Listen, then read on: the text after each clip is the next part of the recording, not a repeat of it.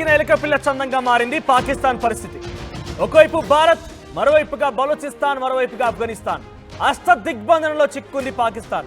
ఇక బలూచిస్తాన్, ఆఫ్ఘనిస్తాన్ సంగతి పక్కన పెడితే భారత్ వైపు నుంచి అన్నీ కూడా పాకిస్తాన్ వైపుగా ఎక్కుపెట్టి ఉన్నాయి. ఇంకా ఏమైనా తోక జాడిచ్చినట్టుగా పాకిస్తాన్ ప్రవర్తిస్తే ఇక మనకున్నటువంటి ఆ ఎక్కుపెట్టినటువంటి అంశాలని వదిలేస్తే గనక పాకిస్తాన్ ఖండాలుగా పూర్తిగా చిత్తైపోవడం ఖాయంగా కనబడుతోంది. అయితే అసలు ఏం జరిగింది మొదటి నుంచి మీకు కొంచెం క్లుప్తంగా వివరించే ప్రయత్నం చేస్తాను. పహల్గామ్ దాడి, ఇంతకీ పహల్గామ్ అనే ప్రాంతం కాశ్మీర్ దగ్గర పహల్గామ్ అనేటువంటి ప్రాంతం ఉంటుంది. సో అక్కడ శ్రీనగర్ సమీపంలో పహల్గామ్ ప్రాంతం ఉంటుంది. పహల్గామ్ దగ్గర బైసరన్ వ్యాలీ అనేటువంటి ఒక మినీ స్విట్జర్లాండ్గా చెప్పబడుతున్నటువంటి ఒక ప్రాంతం ఉంది. అయితే అక్కడ కొంతమంది ప్రయాణికులు నిత్యం వెళ్తూనే ఉంటారు. టూరిజం స్పాట్ కాబట్టి వెళ్ళి సందర్శిస్తూ ఉంటారు. ఈ సమయంలో ఒకవైపు వేసవి ఉంది కాబట్టి దాని నుంచి తట్టుకోవడం కోసమో, టూరిస్ట్ స్పాట్ కోసమో, హాలిడేస్ కోసం అటువైపుగా వెళ్తూ ఉంటారు. 22 ఏప్రిల్ రోజున కొంతమంది ఉగ్రవాదులు ఏకంగా ఎక్కడి నుంచి వచ్చారు, ఎలా వచ్చారనేది మాత్రం వారి గురించి ఇంకా అన్వేషిస్తున్నారు. వారి గురించి ఇంకా విచారణ కొనసాగుతుంది. ఇంకెవరెవరు ఉన్నారు దాని వెనుక అనేది కుట్రకోణం అనేది తేటతెల్లమే అవకాశం. ఎన్ఐఏ ప్రస్తుతం దానిపై నిఘా వేసింది. కానీ చెట్లపై నుంచి, అక్కడ చెట్లు చాలా అధికంగా ఉంటుంటాయి, చెట్లపై నుంచి కిందికి దూకేసి వారి చేతుల్లో గన్లున్నాయి. వచ్చి రాగానే ఒక్కసారిగా అటు మగవారిని ముఖ్యంగా టార్గెట్ చేసి మతం పేరుతో వారందరినీ క్వశ్చన్ చేసి కాల్చి పడేశారు. 25 మంది టూరిస్టుల పైన ఈ దాడులకు తెలరేపారు. మరోవైపుగా అక్కడే స్థానికుడైనటువంటి శ్రీనగర్ వాసి, కాశ్మీర్ వాసి అయినటువంటి ఒక స్థానికుడు గుర్రం తోలుతూ అటుగా గన్స్ వినిపించగానే గన్ను పట్టుకొని ఆయన కొంత వారించాడు. ఈ నేపథ్యంలో ఆయన కూడా కాల్చి పడేశారు. సో మొత్తం మీద 26 మందిని మారణ హోమాన్ని సృష్టించి అక్కడ హతమార్చారు. ఈ ఘటన జరిగింది ఏప్రిల్ 22, 2025 రోజున.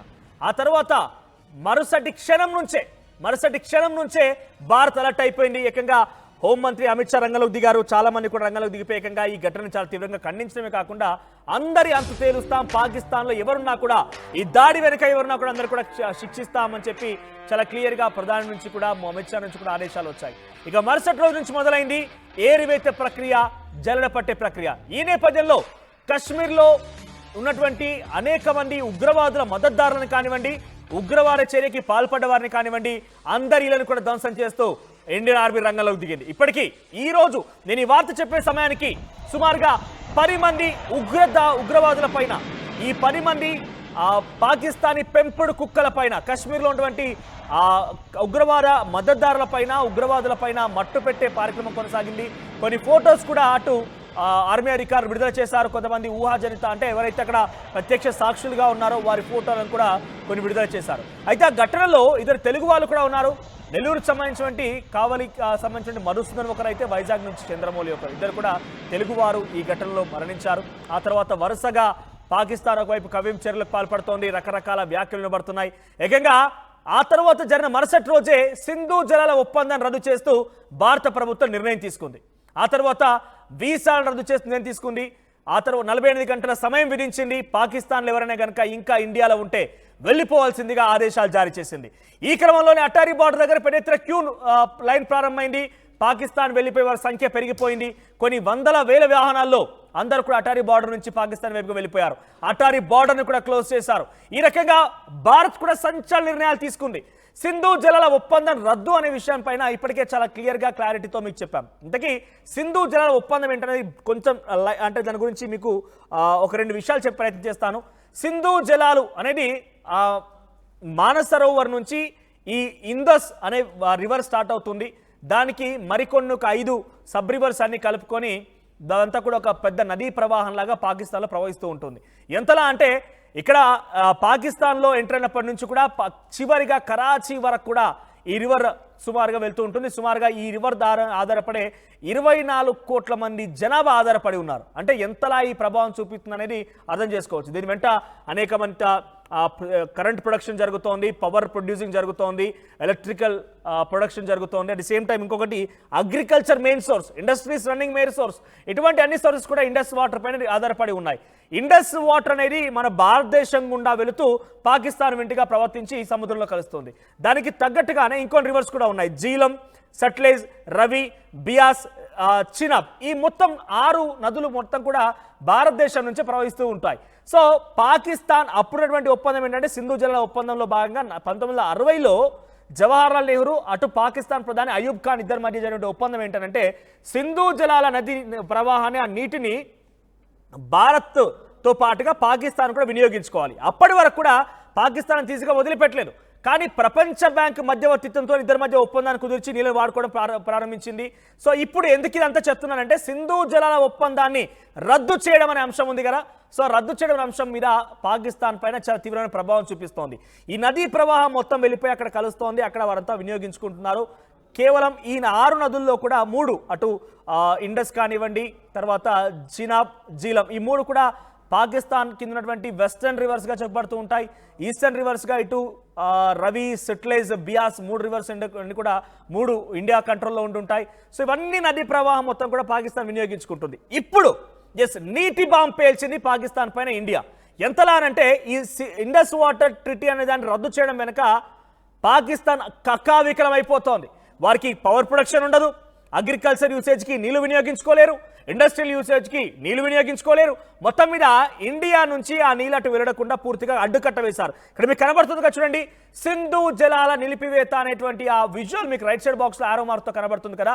ఆ గేట్లన్నీ మూసివేయబడ్డాయి. ఒక్క చుక్క నీరు కూడా ఇప్పుడు పాకిస్తాన్ వైపుగా వెళ్ళడం లేదు.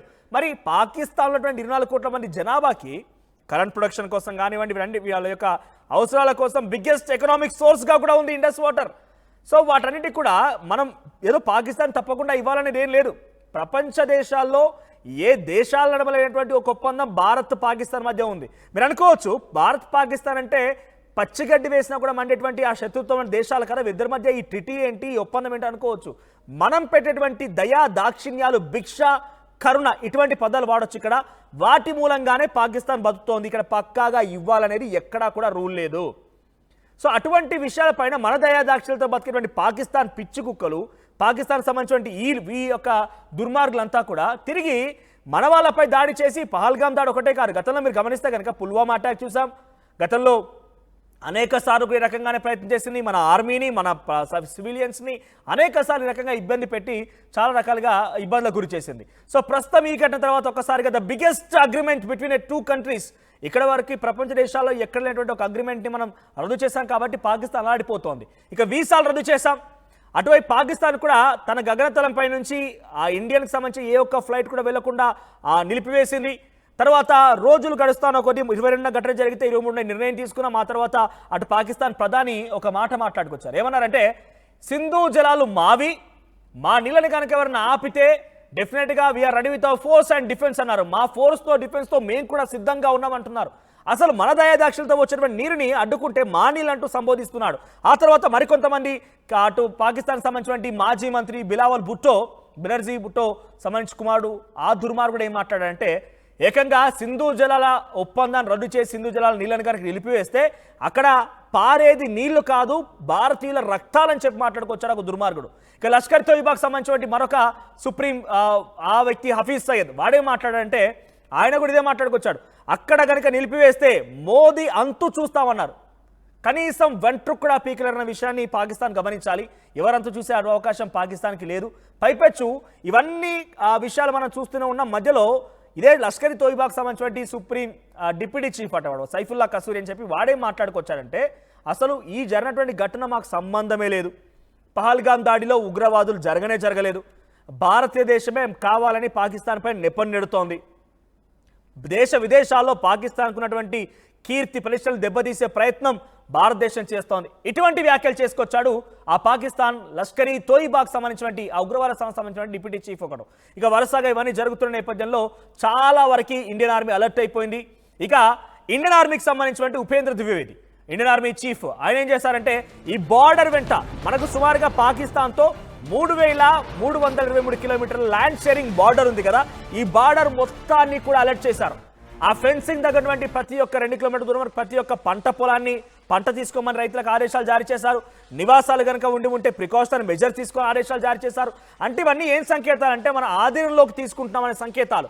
పూర్తిగా నిజంగా రేపని యుద్ధం వస్తే దాన్ని తట్టుకొని ఎదుర్కొని పాకిస్తాన్ని పూర్తిగా లేకుండా ప్రపంచ మ్యాప్లో రూపురేఖలు లేకుండా చేసినటువంటి ఒక ప్రక్రియలో భాగంగా ఇదంతా అలర్ట్ చేశారు. అటువైపుగా పాకిస్తాన్ ఏమైనా ఊరుకుందా?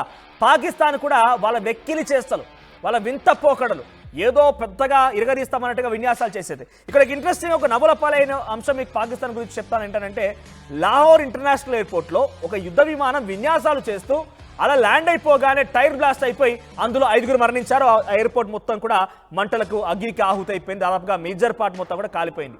అంటే వాళ్ళ దాంట్లో వాళ్ళకే సరిగ్గా లేదు, తినడానికి తిండి లేదు, తాగడానికి నీళ్ళు లేవు, అడుక్కుంటే కానీ బతికినటువంటి బతుకులు వాళ్ళవి. వాళ్ళు వచ్చి తిరిగి భారత్ పైన దాడి చేస్తామని చెప్పి విన్యాసాలు చేస్తూ ఆఖరికి వస్తే నవ్వుల పాలైపు వాళ్ళ ప్రాణాలు తీసుకున్నారు. ఇలా అనేక ఘటనలు చోటు చేసుకుంటున్నాయి. ఇక చైనా ఈ రోజు లేటెస్ట్ ఏం జరిగే విషయం కనుక మీకు చెప్తే ప్రయత్నం చేస్తాను.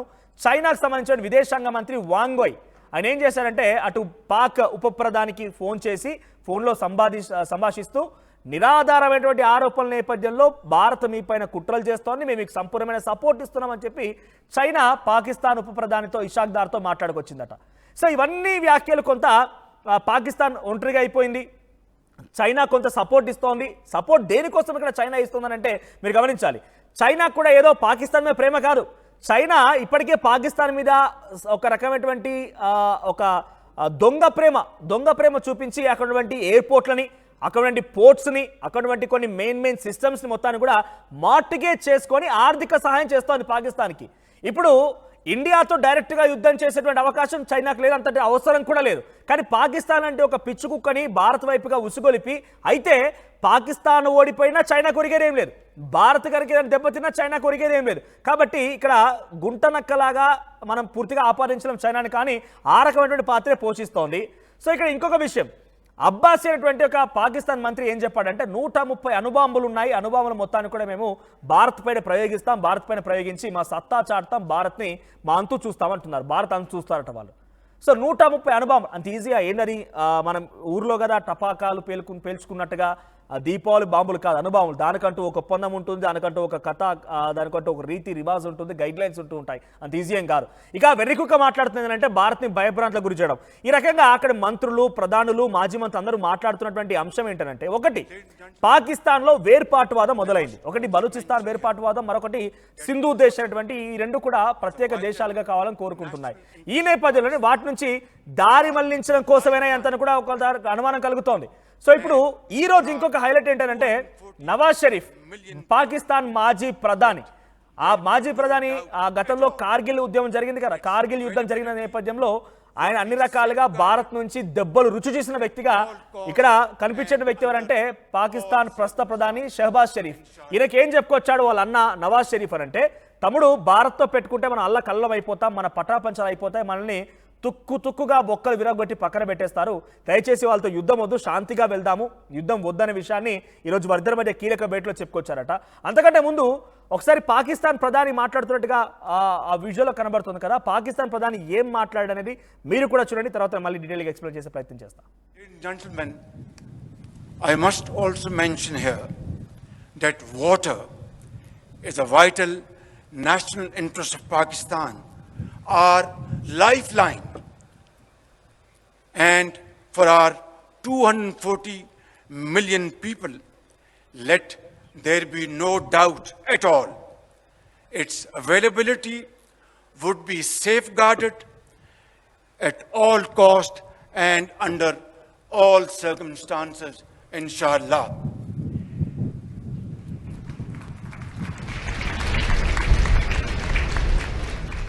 Therefore, any attempt to stop, reduce, or divert the flow of water belonging to Pakistan under the Indus Waters Treaty would be responded to with full force and might, and nobody should remain under any kind of stress. Remain fully capable and prepared to defend the country's sovereignty. Right, ఇక్కడ ఆయన పేరు షహబాజ్ షరీఫ్, పాకిస్తాన్ ప్రధాని. ఆయన ఏం చెప్తున్నాడంటే, భారతదేశం నుంచి వచ్చేటువంటి ఆ ఇండస్ వాటర్ అనేది పాకిస్తాన్లో 24 కోట్ల మంది జనాభా ఆధారపడి ఉన్నారు, దాని నుంచి అనేక రకాలుగా మనం వాడుకుంటున్నాము.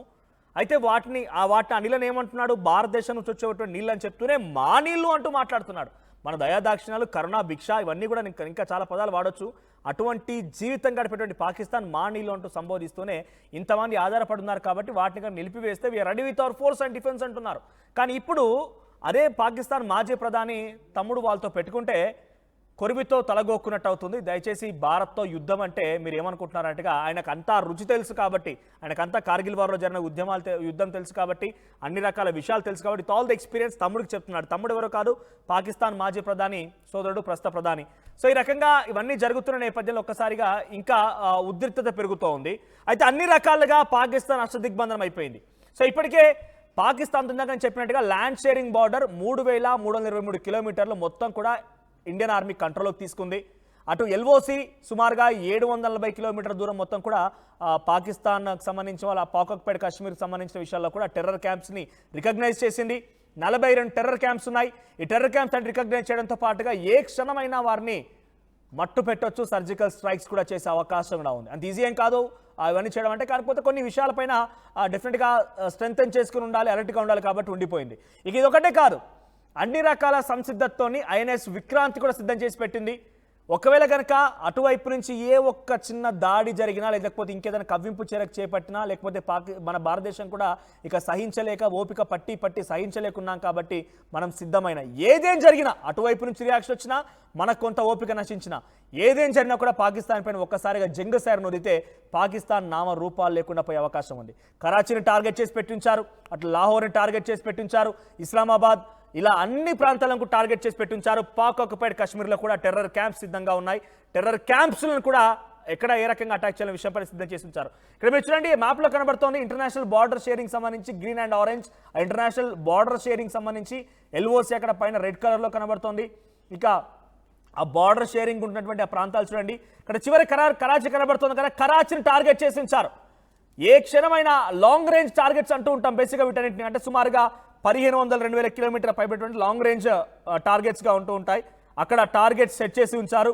టార్గెట్ సెట్ చేసి ఉండగానే ఏ క్షణమైనా కూడా దాడి చేసే అవకాశం. ఇన్ బిట్వీన్ ఒక ఇంట్రెస్టింగ్ విషయం ఇక్కడ మర్చిపోయాను నేను. సింధు జలాల ఒప్పందం రద్దు అని చెప్పి ఒక నీటి చుక్కను కూడా కిందికి దిగువకు వదలకుండా ఇండియా ఒడిసి పట్టుకొని ఒక్కసారిగా జీలం నది వదిలేసింది. అప్పుడే ఇక పాకిస్తాన్కి గుండెలు రైలు పరిగెత్తాయి. ఒక్కసారిగా వితౌట్ ప్రియర్ ఇన్ఫర్మేషన్ మనం నీళ్ళు వదిలేసరికి ఆ జీలం నది వెంటున్నటువంటి పరిసర ప్రాంతాలు మొత్తం కూడా నీట మునిగిపోయాయి. ఒక నీటి బాంబుని పేల్చేసింది. రైట్ సైడ్ బాక్స్లో కనబడుతుంది కదా జీలం నది. జీలం నది ప్రవాహాన్ని ఒక్కసారిగా వదిలేసరికి పాకిస్తాన్లో అల్లకల్లోలం సృష్టించబడింది. అక్కడి అధికారులు ఒక్కసారి అలర్ట్ అయిపోయి సమీప ప్రాంతాలటువంటి గ్రామాలు మొత్తం కూడా వెకేట్ చేయించారు. అక్కడి నుంచి ఎవాక్యుయేట్ చేయించేసి దూర ప్రాంతాలకు తరలించేశారు, సేఫ్ జోన్ తరలించేశారు. సో ప్రధానమైనటువంటి నీటి బాంబునే భారత్ పేల్చింది. సో ఆ రోజు నుంచి కూడా ఇంకా పాకిస్తాన్ పైన భారత్ అన్ని రకాల సంసిద్ధత ఉండడంతో పాటుగా కశ్మీర్ అటువంటి ఉగ్రవాదులని ఏరేసేటువంటి ప్రక్రియ కొనసాగిస్తోంది. అన్ని రకాల చర్యలు తీసుకుంటోంది, జల్లెడ పడుతోంది, హతమారుస్తోంది. ఇప్పటివరకు 10 మందికి పైగా ఉగ్రవాదులని కాశ్మీర్లో హతమార్చింది. ఇంకా ఈ ప్రక్రియ కొనసాగుతోంది. కొన్ని వందల సంఖ్యలో అనుమానం వచ్చిన అందరిని కూడా విచారిస్తోంది. అందరి అంతు తేల్చే అవకాశం కనబడుతోంది. ఈ నేపథ్యంలోనే ఇంకా ఉద్రిక్తతలు పెరుగుతున్నాయి. రైట్, అక్కడ పాకిస్తాన్లో మరోవైపుగా మెడికల్ ఎమర్జెన్సీ కూడా కొనసాగుతోంది. అంటే ఎటువైపు నుంచి వారికి సోర్స్ లేదు. ఒకవైపు వాటర్ లేవు, తినడానికి ఆహారం లేదు, ఇన్ఫ్లేషన్ స్టార్ట్ అయింది, నిత్యావసర ధరలు పెరిగిపోయాయి, వేరుపాటువాదంతో కొంత ఉక్కిరిబిక్కిరవుతున్నారు. అన్ని రకాలుగా అష్టదిగ్బంధనం అయిపోయింది. పాకిస్తాన్లో అల్లకల్లోలమైన వాతావరణం కొనసాగుతుంది కాబట్టి మెడికల్ ఎమర్జెన్సీ కూడా కొనసాగుతుంది. ఎవరికైనా నిజంగానే అత్యవసరంగా వచ్చి, గతంలో నవాజ్ షరీఫ్కి ఆయన నవాజ్ షరీఫ్ అంటే పాకిస్తాన్ మాజీ ప్రధాని, అనేక రకాలుగా ఇబ్బందులు ఎదుర్కొని ఆయన అనారోగ్య బారిన పడిపోయారు. ఆయన అంతకంటే ముందు అనేక రకాల స్కామ్లో పాల్గొని అరెస్ట్ కూడా అయ్యారు, జైలు జీవితం గడిపారు. మధ్యలో ఆయనకి ఏదో ఇష్యూ వచ్చిందని చెప్పి ఎయిర్ అంబులెన్స్ సహాయంతో లండన్లో లాంచ్ అయ్యారు. కానీ సామాన్య ప్రజలకు అలా ఉండదు కదా. ఇక్కడ డెఫినెట్గా ఆ ప్రభుత్వాలపైనే పాకిస్తాన్ ప్రజలు కూడా తిరుగుబాటు చేసే అవకాశం ఉంది. ఎందుకంటారు ఇక్కడ వాళ్ళకేమైనటువంటి ఒక ఎమర్జెన్సీ వచ్చినా, ఏదైనా అన్హెల్తీగా ఉన్నా, ఇంకేదైనా జరిగినా కూడా కనీసం మెడిసిన్స్ కూడా అందుబాటులో లేవట. హెల్త్ ఎమర్జెన్సీ ఉంది. మొత్తం మీద పాకిస్తాన్లో ఒక ఎమర్జెన్సీ సిచ్యువేషన్ తలపిస్తోంది, ఒక లాక్డౌన్ సిచ్యువేషన్ తలపిస్తోంది. ఎటు చూసినా కూడా అన్ని రకాలుగా పాకిస్తాన్ అష్టదిగ్బంధనమైన నేపథ్యంలో అవసరమైతే ఇంకొంత ఆలస్యం కనుక జరిగితే కొంత భారత్ కూడా అన్ని రకాలుగా వేచి చూస్తోంది. కాబట్టి ప్రస్తుతం ఇంక ఎటువంటి యాక్షన్ అక్కడ కనిపించడం, డైరెక్ట్గా పాకిస్తాన్ మీద యాక్షన్ కనిపించడం లేదు. కానీ కొంత వేచి చేసి చూస్తే డెఫినెట్గా బయట వాళ్ళు ఎవరో కాదు, పాకిస్తాన్లోని ప్రజలు అక్కడి ప్రజాప్రతినిధులపైన, అక్కడ నాయకులపైన, ప్రధానిపైన తిరుగుబాటు చేసి ఒక బంగ్లాదేశ్ లాగా, ఒక శ్రీలంక లాగా వచ్చేటువంటి అవకాశం కూడా ఉంది. చూద్దాం. ఇప్పటివరకైతే భారత ఆర్మీ అన్ని రకాల సంసిద్ధతతో ఉంది. అష్టదిగ్బంధనం అయిపోయింది పాకిస్తాన్. POKని కూడా ఆక్యుపై చేసిన ఆశ్చర్యపోవాల్సిన పని లేదు. ఇండియన్ ఆర్మీ అన్ని రకాలుగా సంసిద్ధతతో ఉంది. భారత ఆర్మీ బలగాలు పాకిస్తాన్ అన్ని రకాల నుంచి కనిపెడుతూనే ఉన్నాయి. ఏ క్షణమైనా, అది నేను చెప్తున్నాను మళ్ళీ, వాళ్ళ వైపు నుంచి ఏదైనా రియాక్షన్ వచ్చినా, మన వైపుగా నుంచి ఓపిక నశించినా కూడా ఇరువైపుల నుంచి మన వైపు నుంచి యాక్షన్ జరిగే అవకాశం ఉంది. అప్పుడు డెఫినెట్గా పాకిస్తాన్ ముక్కలు అవ్వడం ఖాయం కనబడుతోంది. ఒకసారి ఇండియన్ ఆర్మీ ఇటీవల కాలంలో భారతదేశం మొత్తం పాకిస్తాన్ పైన కోపంగా, ఆగ్రహంగా, చాలా తీవ్రమైనటువంటి ఒక ద్వేషంతో, అన్ని కట్టలు తెచ్చుకున్నటువంటి ఒక కోపంతో నేపథ్యంలో మనలో ఇంకా ఆత్మస్థైర్యాన్ని, మన ధైర్యాన్ని పెంచడం కోసం ఒక వీడియో విడుదల చేసింది. ఆ వీడియోలో ఉన్నటువంటి, నిజంగా ఆ వీడియో చూసి సరిపోతుంది ఎంతటి ధైర్యాన్ని మనం నింపారు ఇండియన్ ఆర్మీ అనేది. సో చాలా మంది కూడా ఎప్పుడెప్పుడా ఈ వార్ అనే విషయాన్ని ఎదురు చూస్తూ ఉన్నారు. సో త్వరలోనే రాబోతోంది. ఒకవేళ కనుక వచ్చిన నేపథ్యంలో పాకిస్తాన్ మాత్రం డెఫినెట్గా అంతకంతకి డెఫినెట్గా క్షోభ అనుభవించాల్సి ఉంటుంది. 26 ప్రాణాలకు సంబంధించిన సమాధానం డెఫినెట్గా పాకిస్తాన్ చెప్పాల్సిన అవసరం అయితే ఉంటుంది. ఒకసారి ఇండియన్ ఆర్మీ విడుదల చేసినటువంటి ఆ వీడియో చూద్దాం.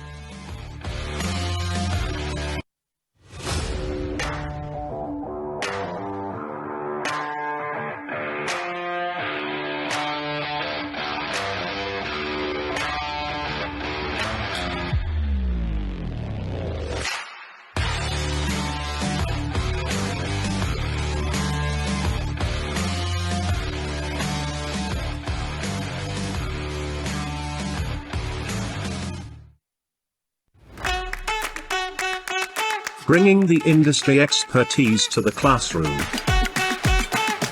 KL deemed to be university. UPSC CSE 2024 ఫలితాల్లో 16కు పైగా ర్యాంకులు సాధించి ప్రభంజనం సృష్టించిన విష్ణు IAS అకాడమీ విద్యార్థులు